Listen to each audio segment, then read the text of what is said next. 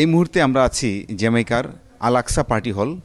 এখানেও দুর্গাপূজা হচ্ছে। এখানে দুর্গাপূজা আয়োজন করছেন বাংলাদেশ সেবা সংঘ। তারাও সবসময় দুর্গাপূজা করে আসছেন। এবছর তারা এই তাজমহলে, এটা তাজমহল নামে পরিচিত, এখানেও পূজা আয়োজন করেছেন। খুব সুন্দর একটা পরিবেশ জ্যামাইকাতে। এখানে অনেক সনাতন হিন্দু ধর্মাবলম্বী তারা আছেন, তারা সবাই এই পূজায় আসেন এবং আজকে এখানে দশমী আয়োজন করছেন।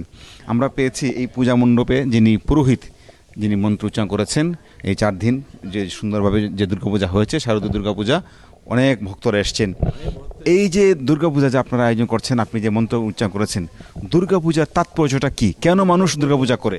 দুর্গাপূজা হচ্ছে এলো অসুর দলনী মা। এই যে অসুরকে বধ করতেই জগতে আসছে, দুষ্টের দমন শিষ্টের পালনের জন্যই জগতে আসছে।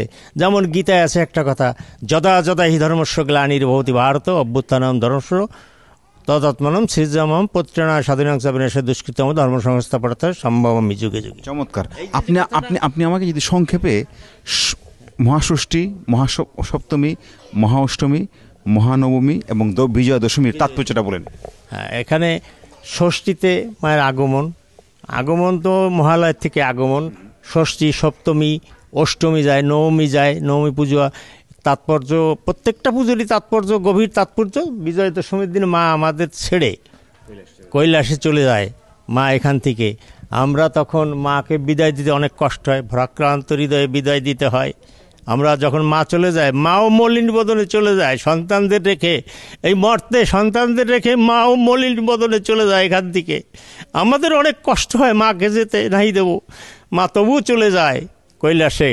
আমাদের যে কত কষ্ট হয় হৃদয়ে মাকে ছেড়ে দিতে, আমরা বলতে পারবো না, আপনাকে আমি বোঝাতে পারবো না। আমি দুর্গা মায়ের যে আসা যাওয়া, এবার তিনি কিসে এসেছিলেন এবং যাবেন কিসে? এবার উনি আসছেন গজে, যাবে দোলনায়।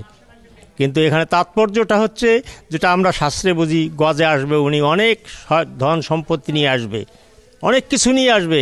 কিন্তু তাৎপর্য দোলনায় যাওয়াটা, এটা আমাদের জন্য একটু অশুভ লক্ষণ। রোগ ভোগ শোক ঝড় ঝাপট এগুলো আমাদের জন্য একটু বৃদ্ধি পেতে পারে।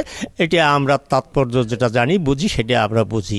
তবে সবচাইতে বড় কথা, বিজয়া দশমীতে মা চলে যায়, আমাদের হৃদয় ভেঙে চলে যায়। কষ্ট, অনেক কষ্ট হয়, মা চলে যায়। মা তুমি আবার এসো, মা জগৎ মাতা আমার, তুমি আসো মা, তোমার সন্তানদের তুমি তোমার চরণ ছাড়া করো না হে মা, তোমার কাছে। এভাবেই মা তার ভক্তকে ভারাক্রান্ত হৃদয় করে তিনি চলে যান। তবে ভক্তের আশা, মা আবার তাদের কাছে আসবেন, তাদেরকে আশীর্বাদ করবেন।